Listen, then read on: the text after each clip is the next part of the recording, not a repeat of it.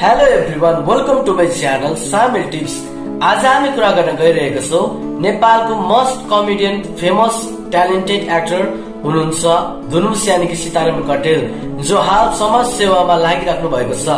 आज हामी धुर्मुस यानी कि सीताराम कटेल उहाँको तपाईहरुले जीवन संघर्ष, जीवन शैली, बायोग्राफीको बारेमा जानकारी दिन गइरहेका छौं। यस भिडियोलाई अन्तिम सम्म हेरेर साथ दिनुहोला। यदि हजुरहरु पनि सीताराम कटेल यानी कि धुर्मुस उहाँको फ्यान फलोवर सपोर्टर हुनुहुन्छ भने उहाँलाई सम्मान गरी यस भिडियोलाई एक लाइक गरी हाम्रो च्यानललाई पनि सब्स्क्राइब गर्न नभुल्नु होला, किनभने यस्तै विभिन्न प्रकारका जानकारीमूलक भिडियोहरू हामी तपाईहरुको माझमा ल्याइराख्ने छौं। यदि भिडियोमा केही गल्ती कमी कमजोरी हुन गएमा उक्त कमजोरीहरूलाई कमेन्टद्वारा सुझाव दिनु होला, हामी आगामी दिनहरुमा सुधार्ने छौं। आउनुस् आजको विषयवस्तुतर्फ लागौं। उहाँको रियल नेम भने सीताराम कटेल हो भने उहाँको निकनेम साथै पपुलर नेम भने धुर्मुस रहेको छ। साथै उहाँको जन्मदिनको कुरा गर्नु पर्दा उहाँको डेट अफ बर्थ रहेको छ विक्रम सम्वत 2040 साल असोज 14 गते भने 2021 अनुसार हाल उहाँको एज भने 37 इयर्स यानी कि 37 वर्षको उहाँ पुग्नु भइसकेको छ। उहाँको बर्थ प्लेस यानी कि जन्मभूमिको कुरा गर्नु पर्दा उहाँको जन्म नेपालको सोलुखुम्बु जिल्लाको नेस ठाउँमा भएको थियो भने हाल उहाँ अहिले नेपालको चितवनमा बस्दै आइराख्नु भएको छ, किनभने उहाँ हाल रंगशाला निर्माण कार्यमा अगाडि बढिराख्नु भएको छ। उहाँ एक नेशनलिटीले नेपालीज हुनुहुन्छ भने उहाँको रिलिजन भने हिन्दू रहेको छ। सीताराम कटेल यानी कि धुर्मुस उहाँ प्रोफेसनल एक कमेडियन एक्टर साथै डाइरेक्टर साथै सोशल वर्कर पनि हुनुहुन्छ। अब हामी कुरा गर्नेछौं सीताराम कटेल यानी कि धुर्मुस उहाँको एजुकेसन क्वालिफिकेसन सम्बन्धी। उहाँको एजुकेसन क्वालिफिकेसन रहेको छ bachelor degree in computer science भने उहाँले आफ्नो स्कुल भने श्री ज्योति हायर सेकेन्डरी स्कुलबाट पढ्नु भएको थियो। साथै उहाँले आफ्नो कलेजको पढाइ भने रत्न राज्य लक्ष्मी क्याम्पस काठमाडौँ भिरकुटी मण्डपबाट पढ्नु भएको थियो। अब हामी कुरा गर्नेछौं सीताराम कटेल उहाँको रिलेसन स्ट्याटस सम्बन्धी र उहाँ म्यारिड हुनुहुन्छ र उहाँको वाइफको नेम भने कुञ्जना घिमिरे यानी कि सुन्तली रहेको छ। उहाँ पनि एक कमेडियन एक्टर र सोशल वर्कर हुनुहुन्छ। साथै उहाँहरुको एकजना छोरी पनि रहेको छ।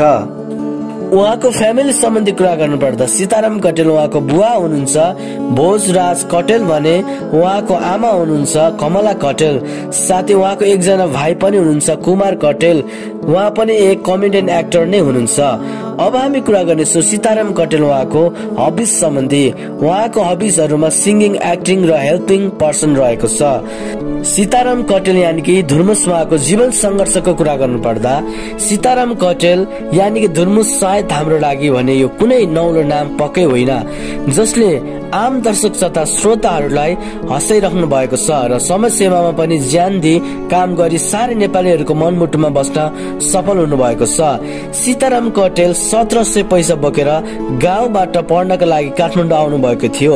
काठमाडौँ आएपछि कोठा खोज्दा कतै पाउनु भएको थिएन र आफूसँग भने एक सरो राम्रो लगाउने लुगा पनि थिएन।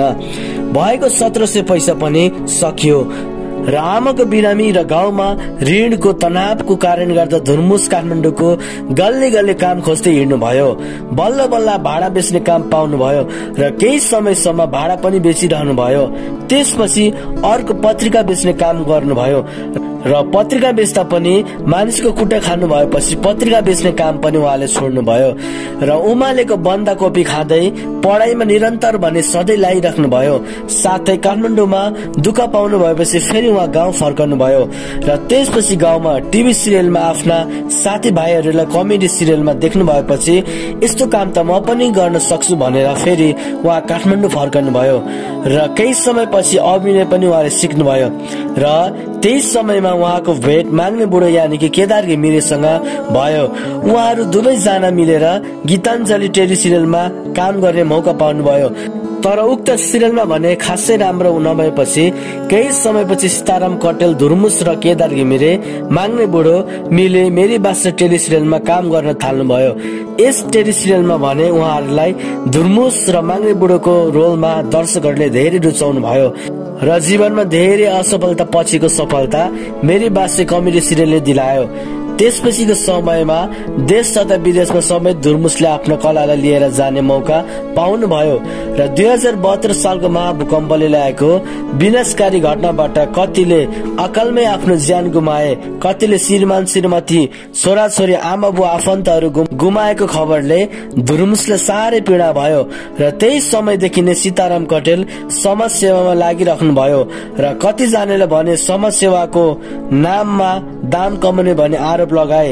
त्यही पनि उहाँ अगाडि बढिराख्नु भयो। सोही समयमा धुर्मुस खाद्यान्न लिएर सिन्धुपाल्चोक पुगे र समाज सेवाको कार्यमा सुरु गरे र पछि गएर धुर्मुस सुन्तली फाउन्डेसन सुरु गरे र त्यसपछि देशका पीडित घर परिवारहरूलाई घर बनाइदिए र निस्वार्थ भावनाले काम गर्दा पनि कतिले नराम्रो आरोपहरू लगाए र ती सबै आरोपहरूलाई खेप्दै उहाँ हालसम्म समाज सेवामा अगाडि बढिराख्नु भएको छ र हाल नेपालको मुहार फेर्नको लागि उहाँ नेपालको गौतम बुद्ध इन्टरनेशनल क्रिकेट रंगशाला बनाउनको निम्ति उहाँ रात दिन नभनी पसिना चुहाएर लागिराख्नु भएको छ।